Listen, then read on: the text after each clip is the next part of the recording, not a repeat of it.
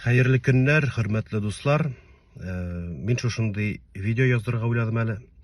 Чөнки яздырмыйча да булмый. Хәзер инде 3 ел буена мин монда нәрсә генә ишетмәдем, нәрсә генә күрмәдем, нинди генә манипуляциялар аша мин үтмәдем, әлдә үтәм. Шуның өчен шушы 2 сорау бирделәр бит инде миңа. 10 сорау дигән тапшыруда. Һәм шушының өзекләре интернет челтәрләренә керә башлады. Иң беренче сорау булды алимент буенча. Миннән сорадылар: Руслан, син алимент түлисеңме? Мин төгәл үз җавабымны кайтардым. Мин алиментны түләр өчен алиментка бирергә кирәк дидем. Бернинде сорау булмады. Син, Руслан, балаларыңа булышасыңмы, булышмыйсыңмы дип. Шуның өчен андый тапшырулар караганда, хөрмәтлеләр, шушы сорауларны теге мәгънәсен аңлап, дөрес фильтровать итеп һәм дөрес төгәл үзегезнең фикерләрегезне киләчәктә язырсыз дип уйлыйм. Икенче сорауга килгәндә, бу сорау хыянат турында булды бит инде. Руслан, сиңа хыянат иткәннәр бармы? Мин әйттем, үз фикеремне төгәл дөрес әйттем. Булды дидем, булгандыр дидем. Булганын, хөрмәтлеләр, мин бары тик үзем генә беләм һәм булган гамәлләрне бары тик үзем генә кичердем. Мин өчен шушы видеоны яздырырга уйладым, чөнки монда балалар турында сүз китте бит инде. Кеше аклана башлады, интернет челтәрләренә кертеп, төрле видеолар, мин монда алып бардым, мин тигендә алып бардым, син балалар белән шөгыльләнмисең, син балаларга булышмыйсың, син туган көннәре белән кутламыйсың дигән видеолар кергән бит инде. Миңа моны күрсәттеләр, әлбәттә. Мин нәрсә дип әйтәсем килә? Ничек шул хәтлек алдарга була микән? Ничек шул хәтлек лицемер булырга була микән? Менә мин шушысына шаккатам. 10 ел торып, 2 бала табып, 1 тәлинкәдән ашап, 1 тәлинкәдән эчеп, авыр моментларны бергә кичереп, һәм ниндидер вакыт җиткәч, мине кнопкага басып, унитазга сливать итеп була микән? Менә мин шунысына әлдә аптырыйм, конечно. Менә минем әйтәсем килә, нишләп директорга чакырганнарын,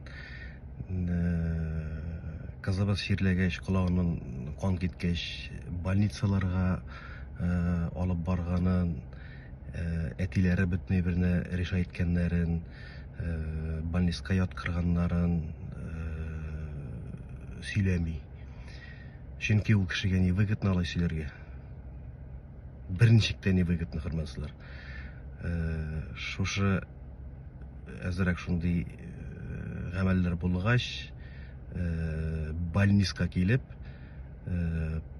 палатага кереп, Инстаграмга төшереп, кеше ышандырып, менә мин баламны карыйм әле дип, тигесе монсы дип, шундай әйберләр киткән иде. Миңа бу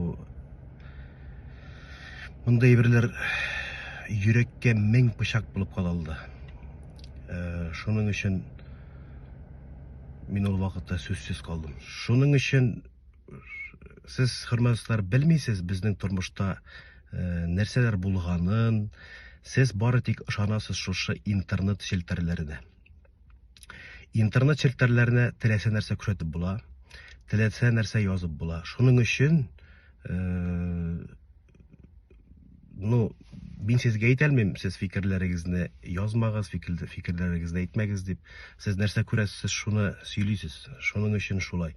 Монда эчтә нәрсә булганны мин аны бары тик үзем генә беләм.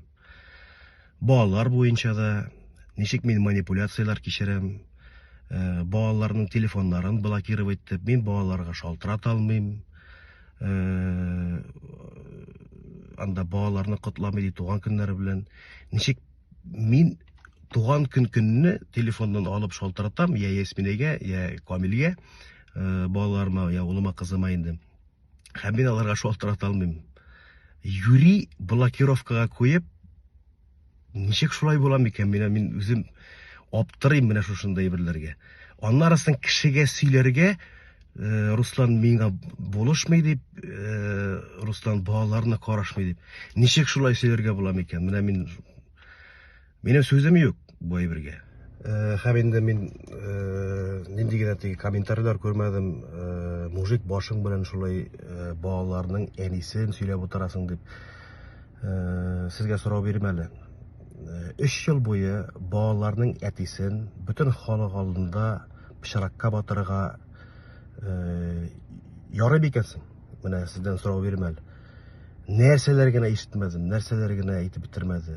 Кыйнаган дип әйтеп бетерде, суккан дип әйтеп бетерде, ишеп, нитеп, нәрсәләр генә сөйләп бетермәде, әйтәм бит. Шуның өчен сез дөрес дип саныйсызмы шушы әйберне? Балаларның әтиләрен шулай бөтен халык алдында позор итәргә. Шуның өчен бу бер ишеккә дә сыймаслык әйбер дип саныйм.